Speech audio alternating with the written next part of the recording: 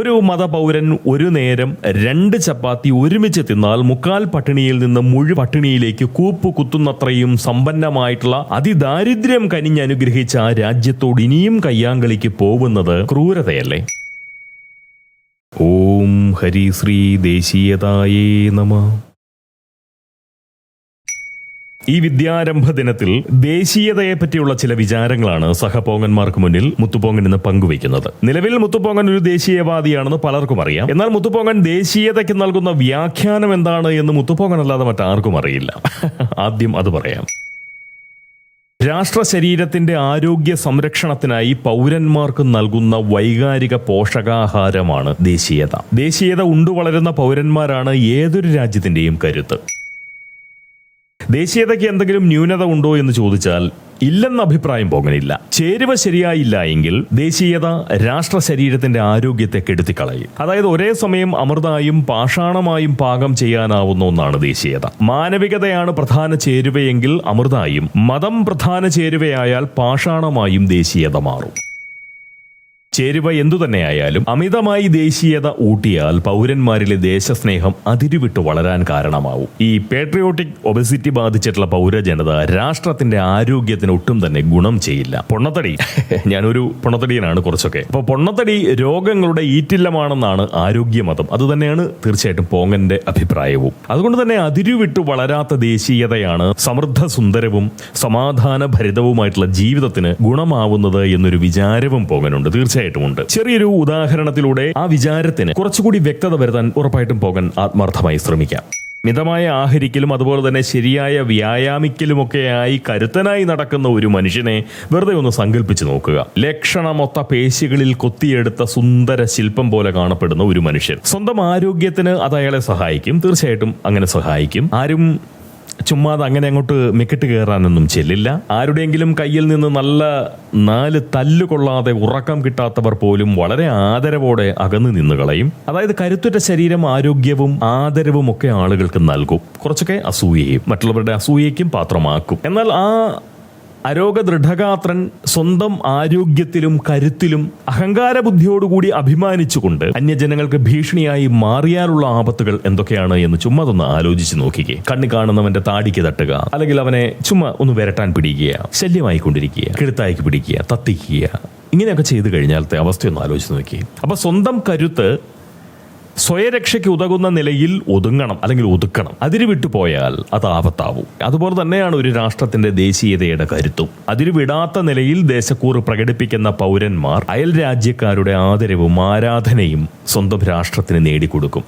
നേരത്തെ പറഞ്ഞ പോലെ കുറച്ചൊക്കെ അസൂയയും. എന്നാൽ സ്വന്തം ദേശീയത അയൽക്കാർക്ക് അധിക്ഷേപവും ഭീഷണിയുമൊക്കെയായി അതിര് കടന്നു പോയാൽ അത് സമാധാനക്കേടും മാത്രമേ നൽകൂ. രാഷ്ട്രത്തിന്റെ നാശത്തിനും പൗരന്മാരുടെ സമാധാനക്കേടിനും തീർച്ചയായിട്ടും അത് കാരണമാകും.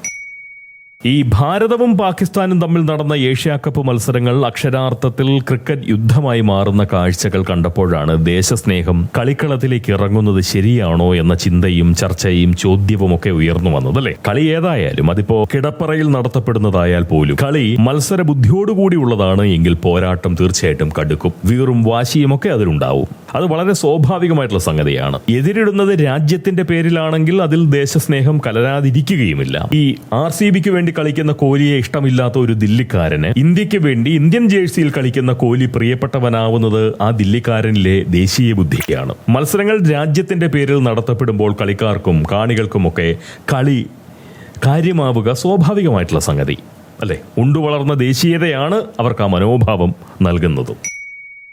ഈ ഒരു കാര്യത്തിൽ പാകിസ്ഥാനികളുടെ ദേശസ്നേഹത്തിനാണോ അതോ ഭാരതീയരുടെ ദേശസ്നേഹത്തിനാണോ മൂല്യം കൂടുതലെന്ന് ചോദിച്ചാൽ ഉത്തരം പറയാൻ പോങ്ങനെ സാധിക്കില്ല, എളുപ്പമല്ല. പക്ഷെ ഒന്ന് പറയാം, ഭാരതത്തെ സംബന്ധിച്ച് പാകിസ്ഥാൻ എന്നത് ഒരിക്കലും കളിക്ക് കൊള്ളുന്ന ഒരു രാജ്യമല്ല.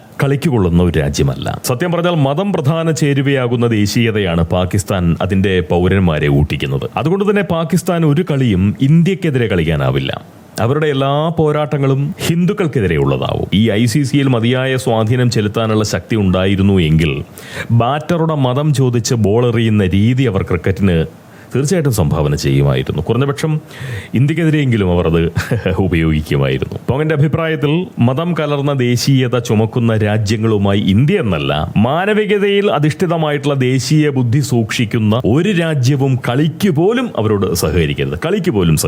അതാണ് വേണ്ടത്. പാകിസ്ഥാനുമായി ഇന്ത്യക്ക് നടത്താൻ കഴിയുന്ന ഏക കളി കയ്യാങ്കളിയാണ്.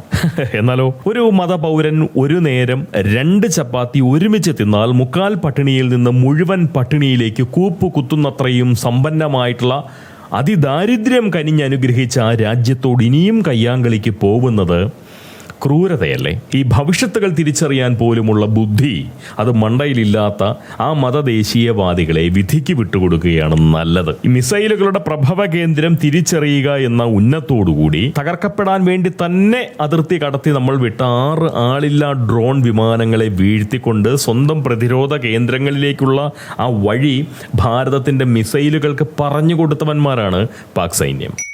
അവന്മാർ ഉണ്ടാക്കി വെച്ചിരുന്ന ആണവായുധ കലം ഭാരതം ഉടച്ചു കളഞ്ഞു. ആണവായുധം ഉണ്ടാക്കാനുള്ള അടുപ്പുകല്ല് ഇളക്കി എറിഞ്ഞു. അടുക്കള അപ്പടെ കത്തിച്ചു. ഇതൊന്നും പോരാഞ്ഞ് പാർക്ക് ചെയ്തിരുന്ന വിമാനങ്ങൾക്ക് പൊങ്ങാൻ പറ്റാത്ത വിധം റൺവേകളിൽ കിണറുകളും കുഴിച്ചു കൊടുത്തു ബോംബ് ഉപയോഗിച്ച്. എന്നിട്ട് എന്തേലും പാഠം പഠിച്ചോ? ഒന്നുമില്ല.